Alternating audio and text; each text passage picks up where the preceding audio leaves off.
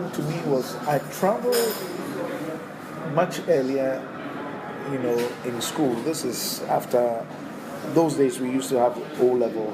Yeah. I traveled on an exchange program and went to Europe, to Italy, to be precise. And when I went there, the big thing that got my attention was that successful people own their own businesses. This is the thought that I came back to Ghana with. That successful people owned their own businesses. I didn't see one successful person who was really working for somebody else. So that started me thinking, and so by the time I was back in this country, I had almost begun, thinking of doing things for myself. It wasn't still crystallized because I wasn't even sure exactly what I wanted to do. But to cut the long story short, by the time I got into the university, I had made up my mind that I was going to work for myself. That was my decision by that time. And so I started looking around for opportunity. What can I do to make money? So that's how my journey started. And what can I do to make money? In those days, I looked around and I saw my own students, which was my target group, spending a lot of money on greeting cards, birthday cards, communications generally. So I said, wow, this is cool. And then I had a friend who was going to the UK one holiday, and we decided that we should buy some greeting cards, some birthday cards, and so on. So I think she invested something like £200 or something in those cards. I gave them the specification. And the deal, I think, was that she will buy them, I will market them, and then we share the margins 50-50. So it wasn't a bad deal. Okay, so she brought them, and then that started it. We sold the cards. We sold them. Valentine's Day was beginning to sizzle up in this country, and we could sell 100% of our stock on Val's Day. Wow. Zero, nothing left. And that, started really encouraging me. And then I saw that on campus, this was in the university, people were reckless spenders. And if you dangled just the right thing in front of them, you could literally take their monies, from them as easy as that. I saw, for instance, that when the students' loan came on campus, if it was paid through the banks with 5 CD notes, 5 CD notes would be literally scattered all over on campus. You see 5 CD notes in town. You see it in the hands of taxi drivers. You see it everywhere. And I understood that. So these 5 CD notes that were getting into the students' hands was creating a micro economy in Kumasi. This is KMUST. So I said, wow. Then I did the math, when I saw this. I did the math and I looked at how many students were on campus and how much each one of them was receiving. And it was a large sum of money. And then I could see how reckless many of them were with a significant portion of this money. So it was up for grabs to the person who will offer the service. So it didn't take me long to decide that this was something that, so I sold the cards, added a bit of gift items to it, listen. And what I did was that I decided to send the cards to all the 3 universities. So I was a student, my cards will come to the airport.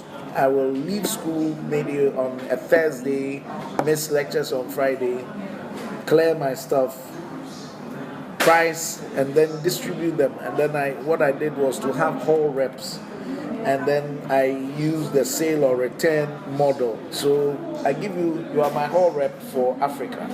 So I give you the cards, I give you an invoice, and you are to sell them or return my cards.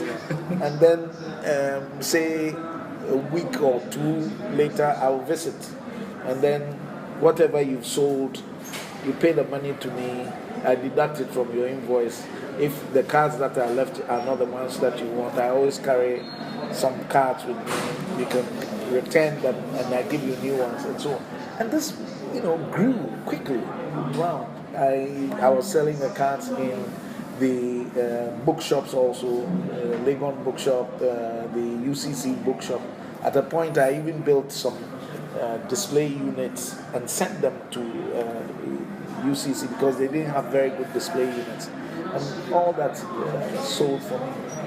Then I finished school, and that was the end of the business because it was a business in school. Oh, yeah. Okay, so then I got married. I went to Abidjan. When I got married and went to Abidjan also, the same entrepreneurial spirit was there. I had intended to go and teach there, but it didn't quite work out. And my wife is a caterer, and I had just married her, and she came to join me. So we decided that, look, let's do something entrepreneurial here. Let's do something. And we went around and looked at the pies that were being sold in Abidjan in those days. And they had some very rather simple pies for 5 francs, 5 CFA francs. It didn't have any filling, it was just literally the flour, the dough. So we said, no, we're going to change this. So we came up with a pie that was to sell for 75 francs. I mean, this is outrageous, to look at it.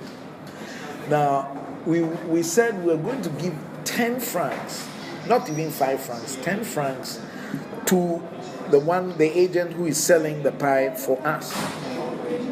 And then between the 65 francs and our cost will be our margin, because we didn't have time to do 5 franc business. That was not going to work for us. So we got a very little sum of money, went to the market. My wife bought mainly plastic containers and so on that she could do her stuff from, and a simple burner, for fire and so on, some gas, and that's it. We're in business. But a very tough journey, because here are people buying pies for 5 francs, and you introduce a pie and you say yours is 75 francs. So we did it, and I used the same old technique, sale or return. So we got our pies. My wife said we can't bake because we didn't even have enough space in our housing to put an oven and so on. So we fry the pies. But we made very good pies, filled it with fish. We bought good salmon fish from the market, and you fill it properly with the fish. So it was something that you could eat. It had a bit of veg in it, a bit of fish, and then the flour. So it was a whole meal. It was almost a complete meal. You could take the pie and you ate, and you were filled, and you didn't need to eat again.